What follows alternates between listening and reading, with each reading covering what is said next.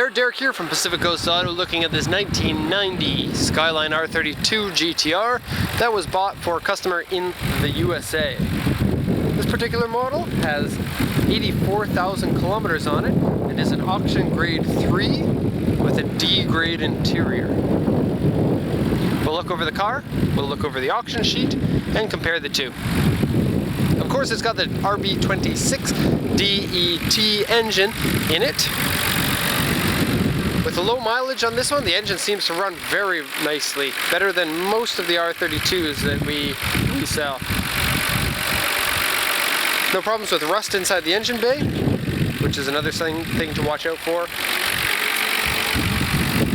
It's got some peeling paint on the intake and on the valve cover gasket. Nothing out of the ordinary for these cars.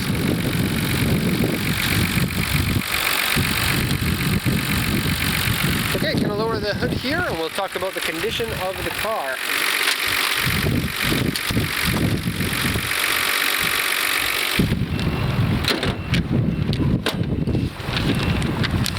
Alright, just get the auction sheet here.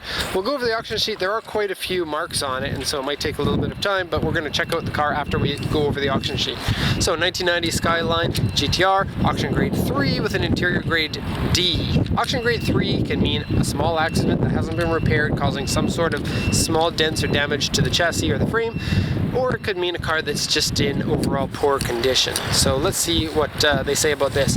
The seller says this is purchased from the user, which means a dealer trade-in. It's originally a one owner. It's got the original 16-inch wheels on it. It's got this weird white substance on only the front left one.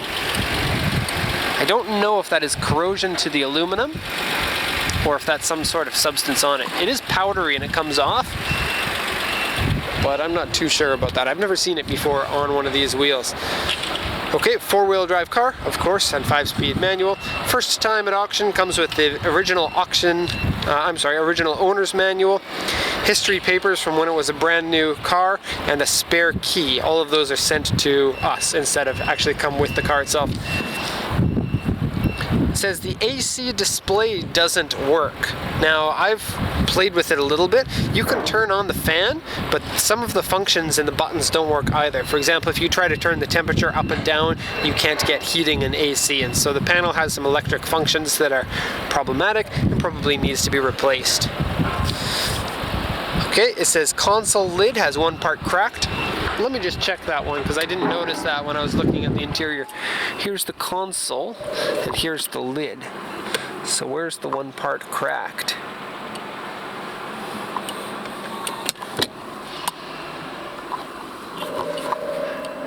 Okay, that's strange. I don't see any cracks in it. Okay, the person who checked that over might have made a mistake. What else do we have here? Okay, seat ripped and color faded. Steering wheel is peeling and cracked. Actually, that's pretty bad. The seat rip is medium to bad. I don't know, it could be repaired, but it will certainly show that it's been repaired. I'll show you that in just a sec. Interior dirty, shift knob is ripped or peeling, or I don't know. Sometimes the words don't get translated exactly properly, and so dashboard comes up or comes off. That usually they use a different word for that, and they say the dashboard is coming up. I'm going to show you that as well when we go to the interior. Door trim is coming off, pretty easy fix on that. Wheel scratch, engine oil leak, underside, dented, scratched, and surface rust. The surface rust on this one is not bad at all. Door mirror case paint peeling. That's what it looks like. Small scratches, small dents, and exterior has areas that are not shiny. And then if you look at this, the paint in the front bumper is peeling with some uneven paint on it. Peeling paint on the hood, peeling paint on the roof, windshield rock chip, small dents and whatnot on this side, and actually it's a pretty good, the body overall is really good, except look, AU3 is a large scratch, large dent, and then it's got a series of scratches and dents on the side here. So that's the auction sheet for the car. Let's take a look at it. First thing you'll notice is that the car paint is peeling pretty badly. So that is unfortunate, but that's the reality of a car that has spent its life outside.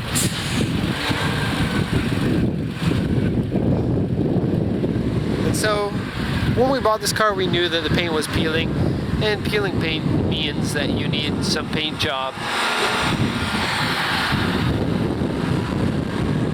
Just gonna go once around, and then I'm gonna show kind of the damages after.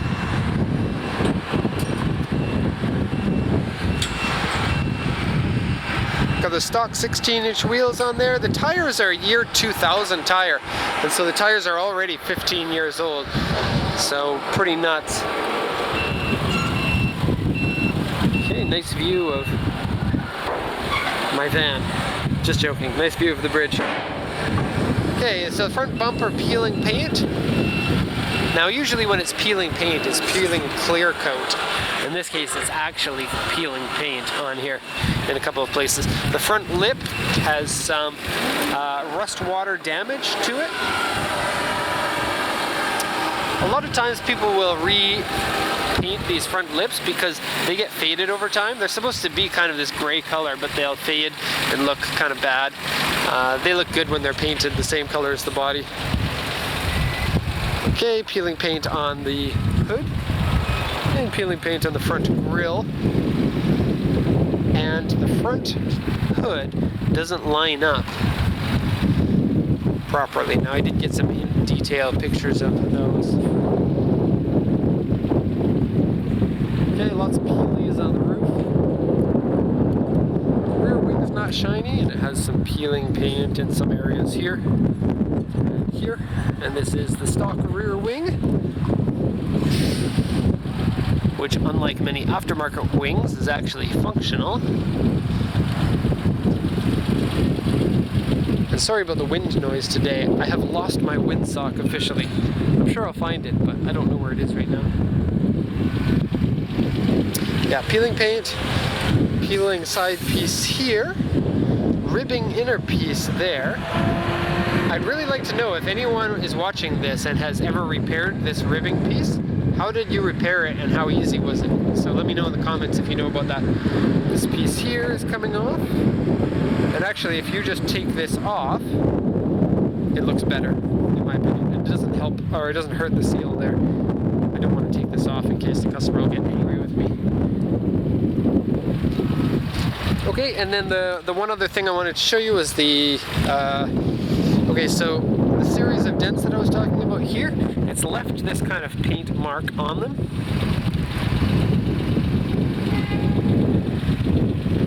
Okay.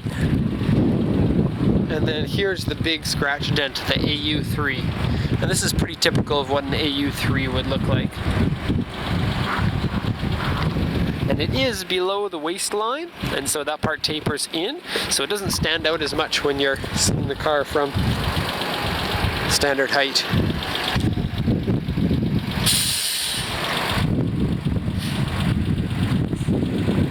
Okay, cross-drilled brakes, front and rear. That's pretty normal because they came with them from the factory. So pretty awesome that 25 years ago a car was coming from the factory with cross-drilled brakes. Pretty nuts. Okay, let's go inside the car. So here's your peeling door liner. And you can just take that off and it's pleasant. Or you can glue it back in. Common problem. More than is average damage on the steering wheel and the shift knob. And this comes from sun damage of being in the sun. Here are your seats. GTR seats are awesome, and these ones feel really nice while you're sitting in them. They are really dirty and really need to be washed, and I can't believe I just touched that. Now I feel like I want to wash my hands.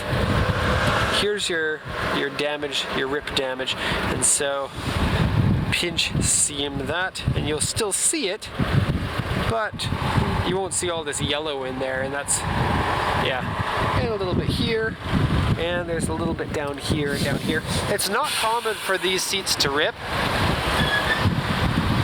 and so, I mean, if they do, they usually rip right here. So, not like Recaro seats that are only, you know, a lot of aftermarket Recaro seats are only good for about 8 years at that, maybe 5.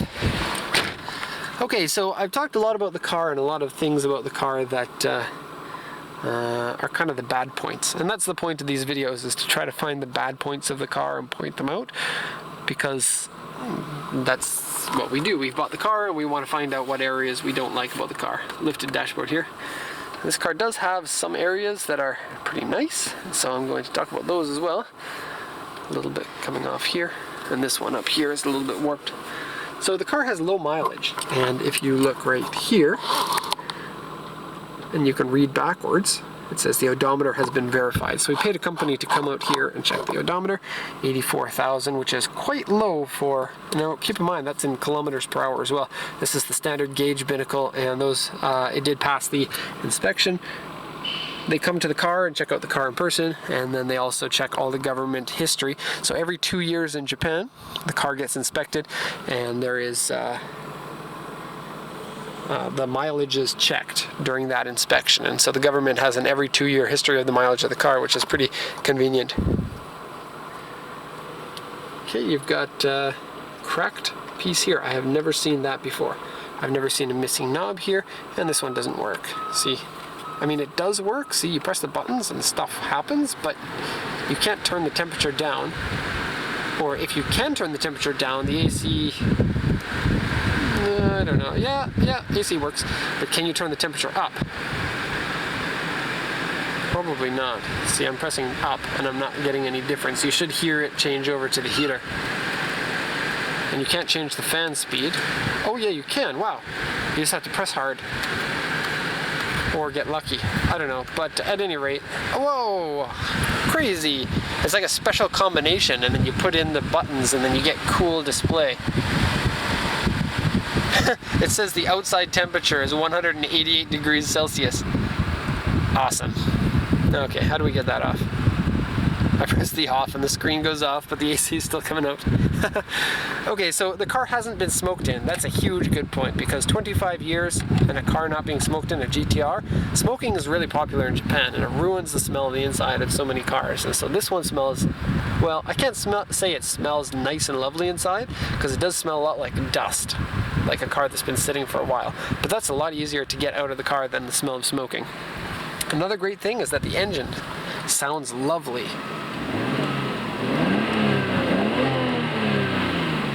It runs better than many of the GTRs that we sell, and the low mileage and the one owner is probably to blame for that. I guess maybe not to blame, but to congratulate? I don't know if that's the right word. And so that's excellent. It does need to have some things replaced, like these. Replace this and this and this and this, and replace this and replace that and replace that. And the dashboard should be fine, because this is better than most of the ones that I've seen, to be honest. And the front seat needs some help, and this one needs some help, but the car seems to run great. Power steering is lovely. The steering feel, like in a car that's been driven really hard or high mileage, you can feel in the steering. It's just not really tight.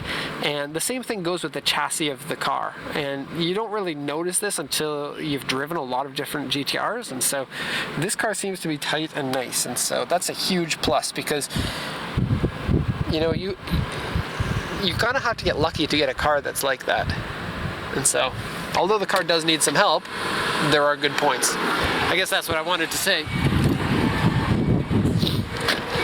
Okay, so that's going to be the end of the video here. Hope you enjoyed it. Hope I don't get run over by a forklift here while I'm backing up. Here, let's go over here. I'm supposed to wear a hard hat here, but I can't wear a hard hat while taking the pictures, because it falls down over my eyes and it's really annoying. Anyways, that's going to be the end of the video. I hope you enjoyed it, and thanks a lot for everyone who's liking the video, subscribing, commenting, whatever. All that stuff actually does make a difference to us. Anyways, thanks a lot for watching, and have a nice day.